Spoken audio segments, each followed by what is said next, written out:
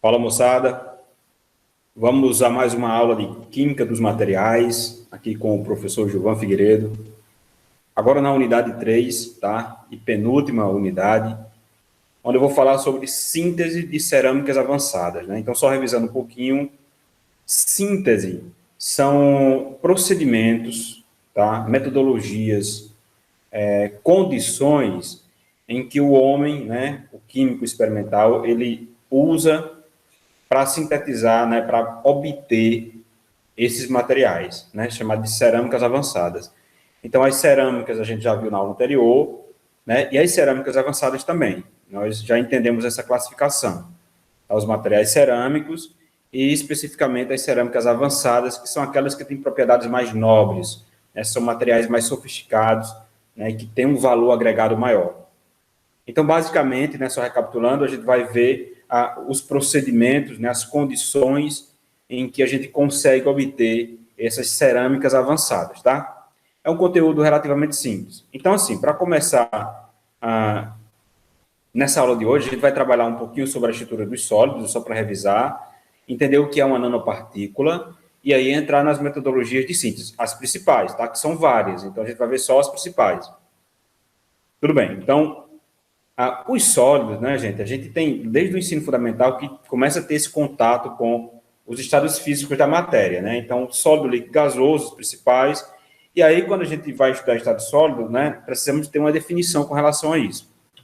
Tá? Então, um sólido, né, especificamente um cristal, né, porque tem cristais e tem outros, mas especificamente o cristal, ele é obtido pelo empilhamento, tá, das menores unidades, tá, de repetição desse material, desse sólido, que mantém as suas propriedades, que é chamado de célula unitária, tá? É como se fosse um cubinho desse, um cubo mágico, né? Isso aqui fosse a célula unitária, e o empilhamento regular de vários cubinhos, né, várias células, montam um cristal. As células, por sua vez, né, elas são formadas por átomos. Esses átomos, eles são empacotados, tá? Empacotados regularmente até formar a célula. E aí o empilhamento de célula forma o material sólido, né? Se for cristalino, o cristal. Se não for cristalino, aí já é outra coisa, tá? Então, só para entender o cristal. A gente pode visualizar isso do ponto de vista microscópico, né? Eu tenho aqui, ó, três metais, o magnésio, o alumínio e o tungstênio, tá? E o recorte aqui do tungstênio mostrando uma representação atômica na forma de esfera, né? Como se fossem as partículas. Na verdade, não é uma representação atômica, aqui eu estou representando as partículas que compõem um pequeno pedacinho do tungstênio, tá? Só para vocês terem essa visão mais microscópica, né, dos materiais sólidos.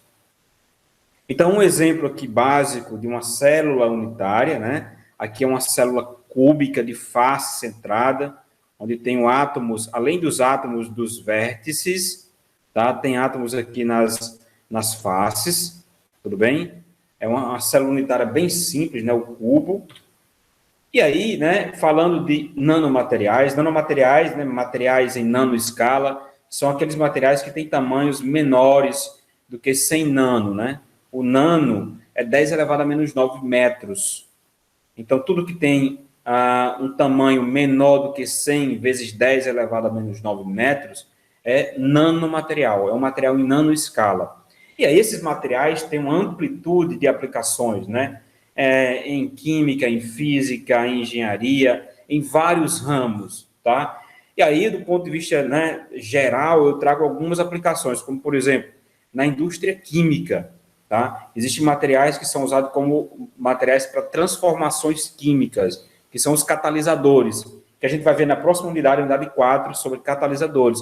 Então, esses catalisadores, eles melhoram os processos, né, as transformações químicas. É uma tecnologia de transformação. Então, um material sólido, a catálise heterogênea, tá? No setor de energia, né, os painéis solares, os painéis fotovoltaicos, tá? São os materiais condutores, os materiais semicondutores usados em geração, armazenamento e transmissão de energia.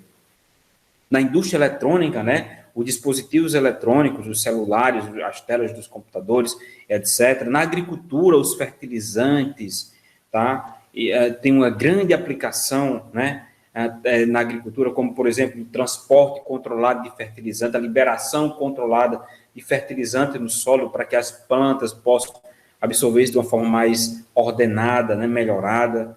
Na indústria de alimentos, a produção de margarina usa um material sólido, um catalisador de níquel para fazer a hidrogenação do óleo, transformar em margarina, sair de um líquido viscoso para um sólido.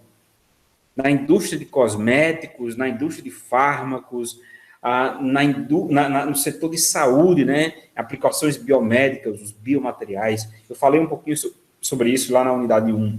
Tá? Então, assim, tem um leque, né, uma amplitude muito grande de atribuições, de aplicações, porque esses materiais, eles apresentam diferentes atributos, né, que a gente chama isso de propriedades. Né? Só recapitulando, né, como eu falei para vocês, propriedades são respostas a determinado estímulo, né? Então, propriedade elétrica, propriedade mecânica, propriedade térmica, propriedade química, resistência à corrosão, por exemplo. Tá? Então, vocês entendem aí, né, a magnitude da ciência dos materiais, especificamente aqui os nanomateriais. E as cerâmicas avançadas estão aqui dentro também dos nanomateriais. Então, como é que a gente sintetiza tudo isso, professor? Existem diferentes procedimentos, tá? Eu vou trazer para vocês os mais clássicos, né? Tenho a reação no estado sólido, também chamado de método cerâmico, tá? A síntese via sol-gel, síntese sol-gel, e aí nós temos a variação, sol-gel proteico, sol-gel com gelatina, tá? A síntese via precursores poliméricos, né? E tem o tradicional método do Pechini, tá? Vocês talvez já tenham, né, ouvido falar, já leram alguma coisa que fala sobre o método do Pechini, tá? A síntese por combustão hidrotermal, tá? Condições hidrotérmicas, tá? Coprecipitação e síntese verde, que eu vou falar um pouquinho lá no final para vocês. Beleza? Tudo bem, né? Então vamos nessa. Bom, reação no estado sólido, a gente já está dizendo, né? É uma reação que ocorre entre dois ou mais sólidos para formar um material específico, tá? Por exemplo, digamos que a intenção, né, da metodologia é sintetizar esse óxido aqui, ó, aluminato de magnésio, MgAl2O4, é um sólido. Nós podemos obter o aluminato de magnésio a partir do óxido de magnésio e do óxido de alumínio. Aqui, ó, óxido de magnésio, óxido de alumínio. Eu tenho que fazer com que essas duas partículas, esses dois materiais, esses dois compostos inorgânicos, né? Desculpa, compostos inorgânicos, óxidos, eles se difundam um com o outro para formar um composto misto, que é o aluminato de magnésio. Tá? Então, teoricamente, né? E a gente também vê isso muito na prática, né? O magnésio tem que entrar no óxido de alumínio e o alumínio, obviamente, tem que ali se difundir até o óxido de magnésio. E aí formar o aluminato de magnésio, né? Eu tenho aqui uma microscopia eletrônica de varredura que mostra a morfologia dessa partícula formada, que é a união, né? A reação entre os dois, tá? Né? Eu tenho aqui os reagentes, né? Eles se rearranjam e formam o produto desejado. Bom, essa reação é uma reação muito utilizada na indústria, é muitíssimo utilizada na indústria. Só que ela tem vários problemas. O primeiro problema dessa reação é que ela só ocorre a uma temperatura muito alta, porque, assim, fazer com que dois sólidos reajam é muito mais difícil do que fazer dois líquidos, ou uma solução, ou gases, né? O gás é facinho reagir. Agora, sim, nós temos vários fatores termodinâmicos e cinéticos que dificultam a reação entre os sólidos. E um desses fatores é a difusão, tá? Então, temos dificuldade de fazer o processo de difusão intrapartícula, né, para que forme o produto desejado na reação no estado sólido. E aí as temperaturas são muito elevadas, né? Isso tem um gasto energético muito alto. O tempo é demorado, demora muito tempo para que a reação aconteça, e aí as partículas crescem demais e saem daquela escala de nanomaterial. Então, isso não é desejado, né? Por isso que entraram outros métodos, chamados de métodos químicos, tá? Os métodos químicos diferem do método do estado sólido, porque geralmente eles acontecem em solução, ou em mistura, né, em líquido.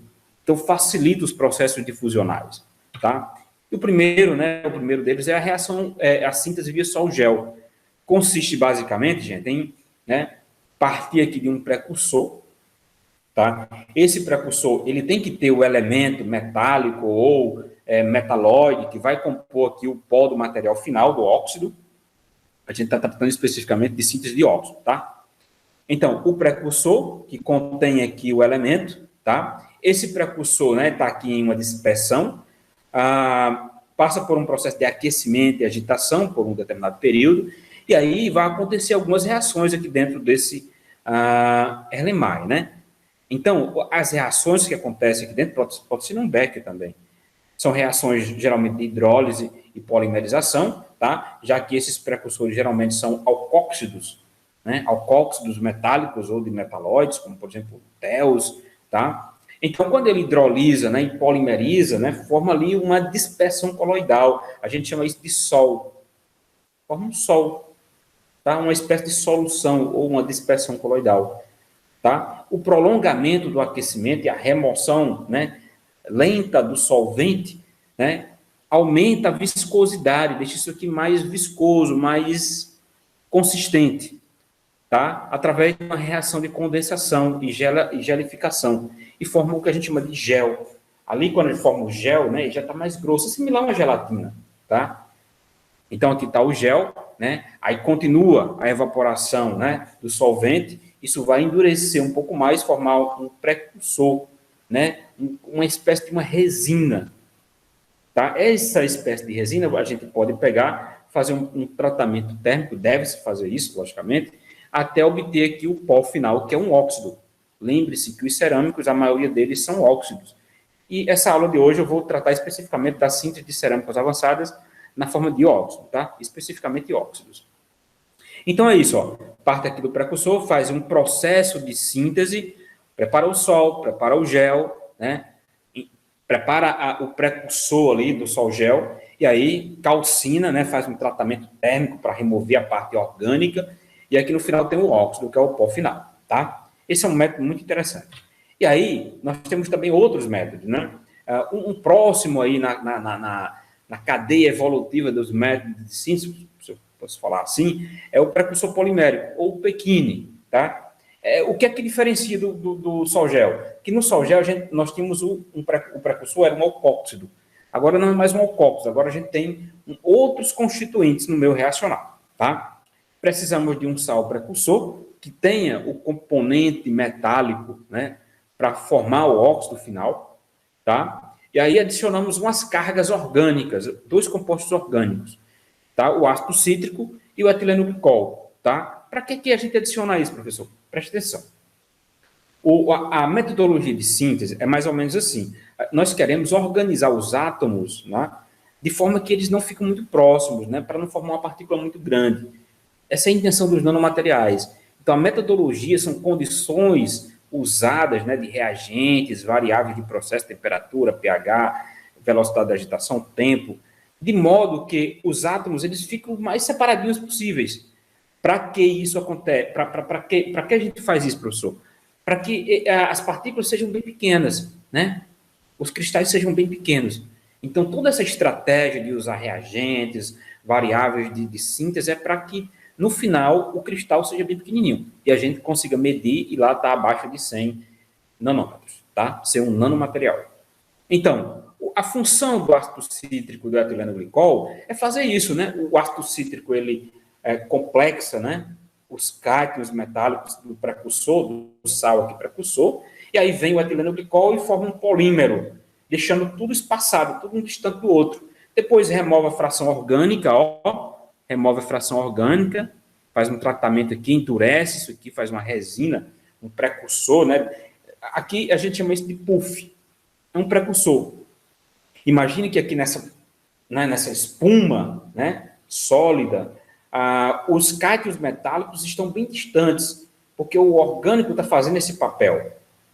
Depois a gente remove esse orgânico e eles formam os cristalzinhos do óxido desejado aqui no final, tá? Então, é mais ou menos a pegada das metodologias de síntese, tudo bem? Bom, um outro método, né, um método mais sofisticado, tá mais na moda, né, mais atual, é o método via combustão.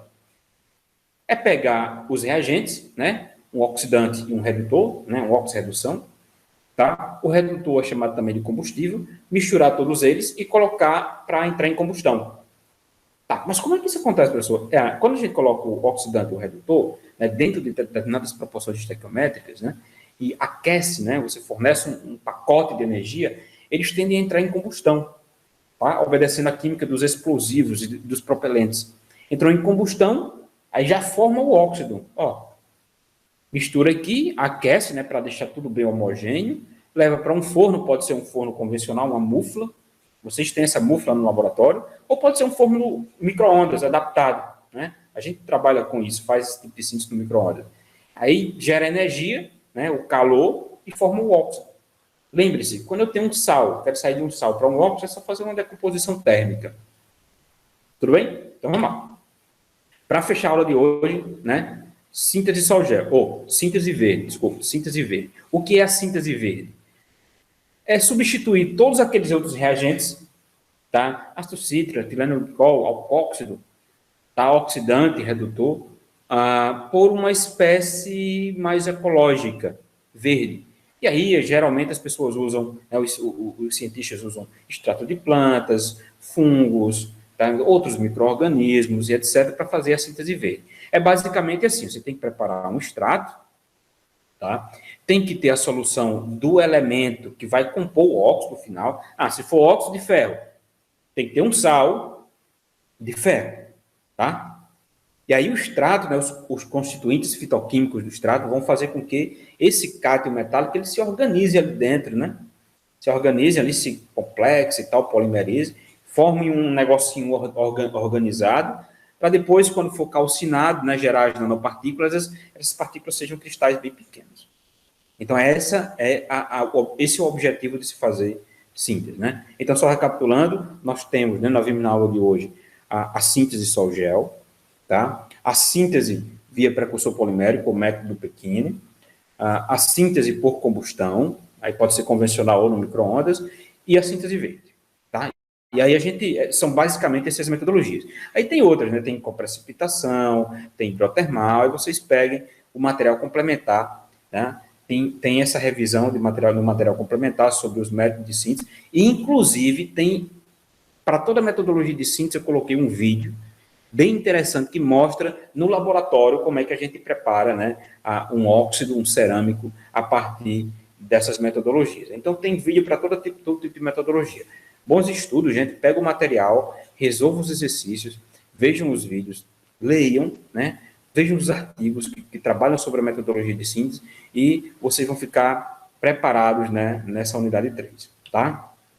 As referências, aqui são as referências básicas e tem as referências complementares lá no material complementar. Vocês podem se aprofundar, podem procurar o professor para tirar as dúvidas. Então, bons estudos e até a próxima aula.